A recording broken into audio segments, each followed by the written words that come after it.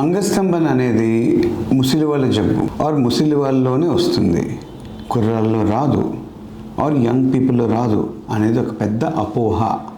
ఈరోజు ఈ అపోహని మన మైండ్లోంచి తొలగిద్దాం. హార్మోన్ అనేది, టెస్టోస్టెరాన్ హార్మోన్ అనేది వయసు రీత్యా 25 ఏళ్ళు కానీ 30 ఏళ్ళు కానీ దాటాక అందరికీ కొంచెం జీవితాంతం తగ్గుతూ ఉంటుంది అనేది వాస్తవమైన 60 ఏళ్ళు 70 ఏళ్ళు 80 ఏళ్ళు ఉన్న ముసలి వాళ్ళు కూడా ఎంతోమందికి అంగస్తంభన ప్రాబ్లము రాకుండానే ఉంది. అది ఎందుకంటే వాళ్ళ జీవితాంతం ఒక మంచి హెల్దీ లైఫ్ స్టైల్ని మెయింటైన్ చేశారు. ఆరోగ్యమైన ఆహారం తినడం అంటే హై ప్రోటీన్ డైట్, రెగ్యులర్గా ఎక్సర్సైజ్ చేయడం, కొంచెం స్ట్రెంగ్త్ ట్రైనింగ్ చేయడం, దాంతోపాటు స్ట్రెస్ మేనేజ్ చేయడానికి యోగా కానీ మెడిటేషన్ కానీ వాళ్ళు శక్తిరీత్యా చేశారు.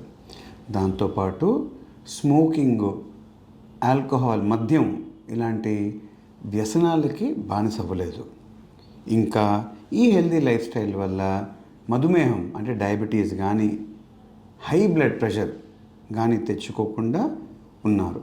ఇలాంటి వాళ్ళలో అంగస్తంభన ప్రాబ్లం రాని వాళ్ళు ఎంతోమంది ఉన్నారు.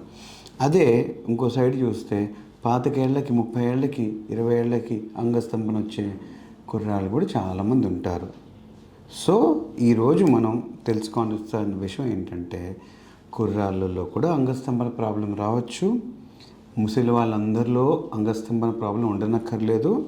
అంగస్తంభన సాధారణంగా అందరికీ వయసుతో పాటు వచ్చే ప్రాబ్లం కాదు.